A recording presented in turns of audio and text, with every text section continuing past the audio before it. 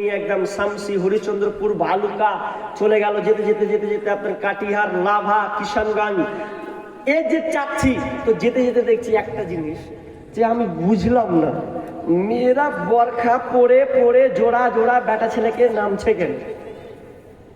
আমি এটা বুঝে কায়দা পাই। তো মেয়েদেরকে একটা মেয়ে যদি নামছে তো দুই দিকে দুটা বেটা ছেলে ওই বরখাওয়ালার মেয়ে দুখানে হাত ধরে নামছে। আর কি হাসি আর মুস্কি, মুখখানকে আবার খোলা রেখেছে, আবার কেউ আবার ঢেকে রেখেছে। এত স্টেশনের চেয়ারগুলোতে বসে বসে বসে কি আনন্দ প্রীতের গল্প করছে। তো বরখা পরে তোর কি ফায়দা হয়েছে বলে? ওই জন্য বলছি যে তসলিমা নাসরিনের বরখা আর তোদের বরখার মধ্যে কোনো পার্থক্য নেই। ওর বরখা পড়েছে ওর জন্য বাপ না দেখতে পায়, ওর মা যেন দেখতে না পায়, এই জন্য পড়েছে। ও আল্লাহর জন্য বরখা পড়েনি। যদি আল্লাহর জন্য বরখা পড়তো তাহলে ওই পরপুরুষের সঙ্গে একটা স্টেশনে বসে গিয়েও গল্পে প্রীত করতো না। জি করতো? জি, এটা কখনোই সম্ভব হতো না। মেয়েদের সমান অধিকার, মেয়েরা করে হাট বাজার, দেখাই ফ্যাশন ও ভাইয়া তাদের দেখাই কি বদকার। মেয়েদের সমান অধিকার, বরখাটা পরে তারা প্রথাটা মানিয়া, নতুন যুগের ট্যাডি ফ্যাশন করে জোর করিয়া। বরখাটা পরে তারা প্রথাটা মানিয়া, নতুন যুগের ট্যাডি ফ্যাশন করে জোর করিয়া।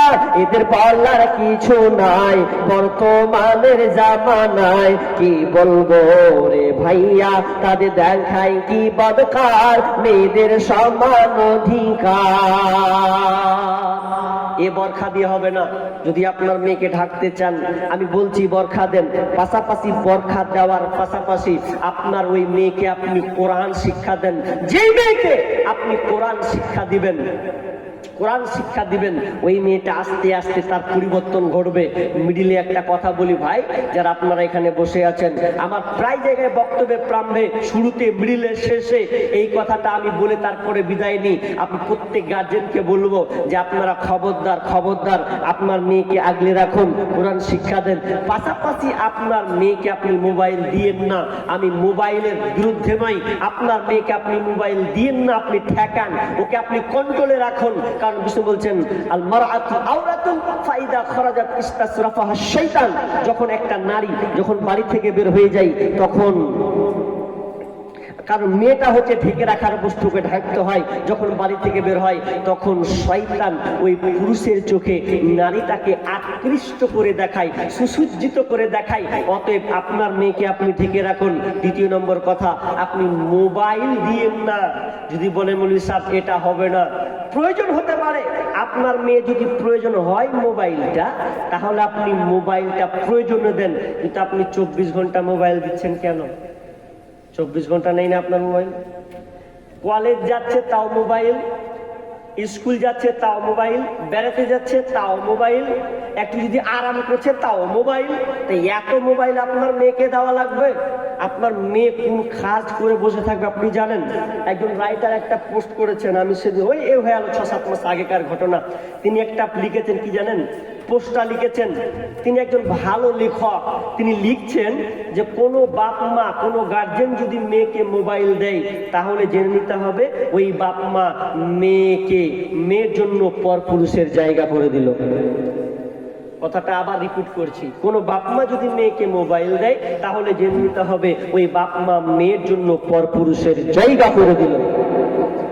এখন বলবেন কেমন কথা, আপনি বুঝেছেন কি না বুঝেছেন জানি না।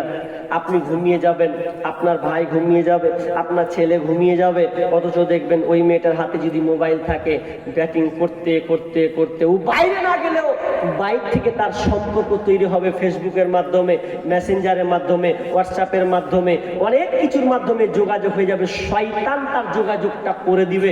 এই জন্য আমি বলি আপনার মেয়েকে মোবাইল দিয়েন না। মোবাইল দেন কখন দরকার আছে, চোখের সামনে সামনে দেখান, কাজ হবে। মোবাইলটাকে নিয়ে নেন, মোবাইল নিয়ে নেন, তাহলে আপনি আপনার মেয়েকে সুরক্ষিত রাখতে পারবেন। এবছর একটা গজল লিখেছি, ওই গজলটা প্রায় 2-4 জায়গায় মাত্র বলা হয়েছিল। তো ওই গজলটাতে কি ছিল, ওই গজলটা আবার অনেক মিলিয়ন ভিউ হয়ে গেছে। তো গজলটা আমি লিখলাম কেন জানেন? আশ্চর্য লাগে। মোবাইলটা এত আজকে বর্তমানে ভাইরাসে পরিণত হয়েছে যে আপনার মেয়েকে পর্যন্ত বাড়ি থেকে উঠিয়ে বেহায় আপনার দিকে ছড়িয়ে দিচ্ছে কে? একদম পরপুরুষ জায়গা। কিভাবে? এই আবার কেমন যুগ আইলো রে, ঈমানকে খাইলো। এই আবার কেমন যুগ আইলো, যুবক যুবতীর মোবাইলে চলছে শুধু হেলো। এই আবার কেমন যুগ আইলো রে, ঈমানকে খাইলো। এই আবার কেমন যুগ আইলো, রং নাম্বারে ফোন করিল, রিসিভ করিল মেয়ে। প্রথম লগ্নে প্রেম কাহিনী উঠালো জমিয়ে। রং নাম্বারে ফোন করিল, রিসিভ করিল মেয়ে। প্রথম লগ্নে প্রেম কাহিনী উঠালো জমিয়ে। আর দ্বিতীয় লগ্নে, আর দ্বিতীয় লগ্নে প্রেম আগুনে দুজনকে পুরাইল। এই আবার কেমন যুগ আইল রে, ঈমানকে খাইল। এই আবার কেমন যুগ আইল, মেয়ে নিল মোবাইল হাতে, ফেসবুক চালাবে তাই। ওই টিংরাত বসে আছে প্রেমিকী তাহার। মেয়ে নিল মোবাইল হাতে, হোয়াটসঅ্যাপ চালাবে তাই। ওই টিংরাত বসে আছে প্রেমিকী তাহার। আর সারা রাত চ্যাটিং করে, সারা রাত চ্যাটিং করে সকাল 9টায় ঘুম ভাঙিল। এই আবার কেমন যুগ আইল রে, ঈমানকে খাইল। এই আবার কেমন যুগ আইল,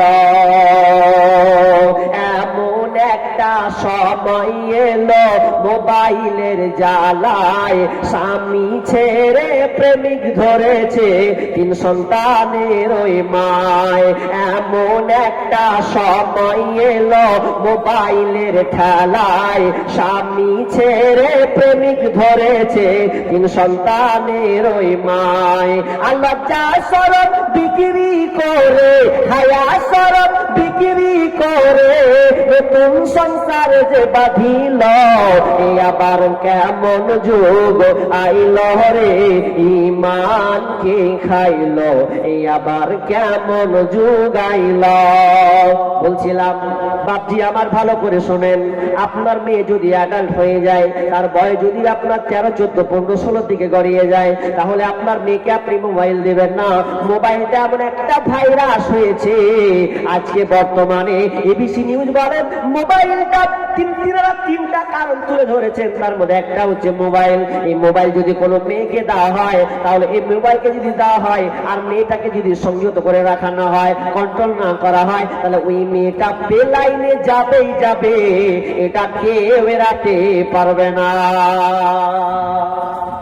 মেয়ে মানুষ করুন, তবে গুরুত্বপূর্ণ কথা, আপনার মেয়েকে আপনি কোরআন শিক্ষা দেন, তার মধ্যে আল্লাহ ভীতি ভয় ঢুকান, তাহলে আপনি দেখবেন আপনার মেয়েটা ঠিক আল্লাহ রাস্তায় সঠিক থাকবে। আপনার মেয়েকে ছাড়লেও কোনো অসুবিধা হবে না। শুধু বরখা পরিয়ে দেওয়াটা বড় কথা নয়, বরখা পরিয়ে ওই তসলিমা নাসরিনের মধ্যে হবে। আপনাকে আমি ভুল কথা বলে দিই, কি ভুল? তসলিমা নাসরিন বলছে যে কোরআন বলছে ভুল নাই, ও বলছে ভুল আছে। কি ভুল?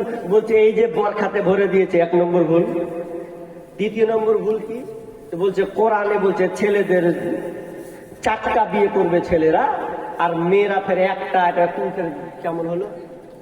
ছেলেরা 4টা মেয়ে মানে স্ত্রী করতে পাবে, আর মেয়েরা ফের পাবে না। এটা আবার কেমন ভেজাল লাগা হলো? এটাও ভুল। সমান অধিকার, ছেলে 4টা করবে তো মেয়েরা করবে, এটা ওদের আন্দোলন। আবার MBBS ডাক্তার বলছে এমবিবিএস ডাক্তারের উত্তরটা এরকম হওয়া দরকার ছিল না, কারণ এমবিবিএস যারা ডাক্তার তারা সায়েন্সের ব্যাপারে ভালো জ্ঞান রাখে। এরপরও বলছে যে ছেলেরা যদি 4টা বিয়ে, আচ্ছা বলেন 4টা বিয়ে করা কি ফরজ? জি। আচ্ছা কার কার 2টা করে বউ আছে হাতে তো? জি। যদি ফরজই হতো তো সবাই 2টা করে 3টা করে করতাম। এটা অনুমোদন, জায়েজ, যদিও করতে পারে তো করবে, এটা তো ফরজ কিছু না। তাও আবার তুলছে যে ছেলেরা যদি 4টা বিয়ে করে তো মেয়েরা কেন করতে পাবে না? আরে খালা, তুমি যে বলছো মেয়েরা বিয়ে করতে মানে কেন পাবে না, বুঝলাম। একটা ছেলে যদি 4টা বিয়ে করে অসুবিধা নাই, যদি চালাতে পারে অসুবিধা নাই, তাহলে এই চালাবে। একটা 4টা স্ত্রী থেকে যদি সন্তান হয় তো একটা নাম উত্তর আসবে বাপের নাম। যদি বাপের নাম আব্দুল্লাহ হয় তো বলবে তোর আব্বার নাম কি? আব্দুল্লাহ। তোর রে আব্দুল্লাহ, তোর কি রে? বলছে আব্দুল্লাহ।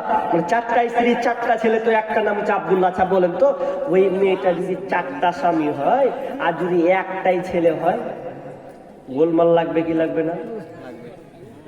হাজি, একটা ছেলে 4টা বাপ যদি হয়, আর স্কুলে যে যদি বলেছে আপনি বলেন তো আপনার স্বামীর নাম কি?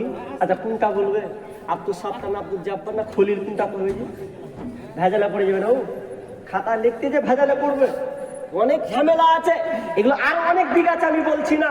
কোরআন কোনো ভুল করেনি। আর একটা তারা ভুল ধরেছে কি, কোরআন সবচাইতে বড় ভুল করেছে।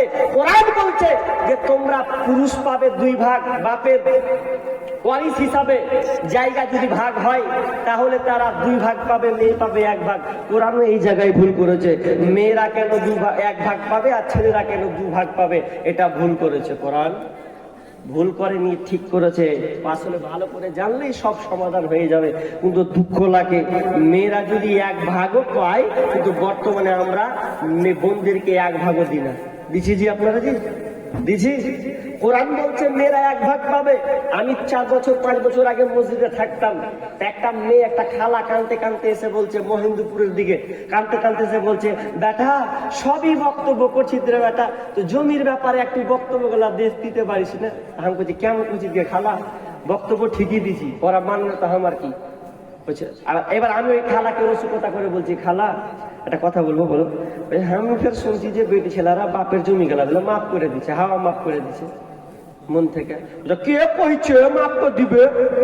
2-1 কাঠা আছে নাকি? হ্যাঁ, মানে ওই 5-6 কাঠা করে আছে তো ওই 5-6 কাঠা আছে। আচ্ছা বলো তো 5-6 কাঠার দাম কত হয়?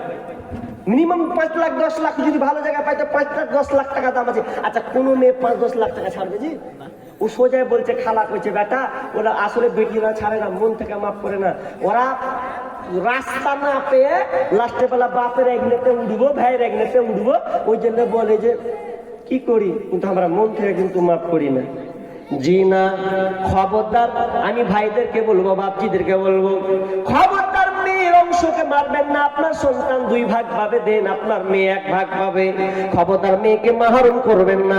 মালদার মাটিতে একজন বিখ্যাত শাইখুল হাদিস, আমি নাম বলবো না, তিনি বিখ্যাত একজন আলেম। তিনি বক্তব্যের মাধ্যমে তিনি একটা কথা বলেছেন, নকল করছে। তিনি বলেছিলেন কোনো বাপ যদি ছেলে আছে মেয়ে আছে, কোনো বাপ যদি ছেলেকে জমি লিখে দেয় আর মেয়েকে যদি না দেয়, ছেলেকে 2 ভাগ দিবে, মেয়েকে 1 ভাগ দেবে। আর যদি যত হাজি হোক, যত কাজী হোক, যত আল্লাহওয়ালা হোক না কেন, যদি তোমরা কেউ জাহান্নামী লোক দেখতে চাও পৃথিবীর বুকে, জাহান্নামী লোক যদি তোমরা দেখতে চাও, তাহলে ওই রাস্তায় নজর লাগাও। যেই বাপ মেয়েকে জমি লিখে দেয়নি, বেটাকে লিখে দিয়েছে, ওই লোকটা হচ্ছে জাহান্নামী। যে বাপ কিনা মেয়েকে মাহরুম করে দিয়েছে, ছেলেদেরকে জমি লিখে দিয়েছে, মেয়েদেরকে দেয় না, তাহলে জেনে নাও ওই লোকটা হচ্ছে জাহান্নামী। মেয়েরা 1 ভাগ পাবে তো 1 ভাগই দেন, বুঝিয়ে দেন। মেয়েরা যদি মন থেকে মাফ না করে তা আপনার জান্নাত যাওয়া তো দূরের কথা, আপনাকে অপমান হতে হবে, দিতে আপনাকে জাহান্নামে ভরা হবে। কেন মেয়েকে দাওনি তুমি? জি, মেয়েদেরকে জমি লেখা দিতে হবে। ভাই যারা এখনো বোনের সঙ্গে গাদ্দারি করেছেন, বলেন বাপকে গিয়ে হুড়া মারেন। বাপ অত নিজেকে জাহান্নামী মনে করিও না।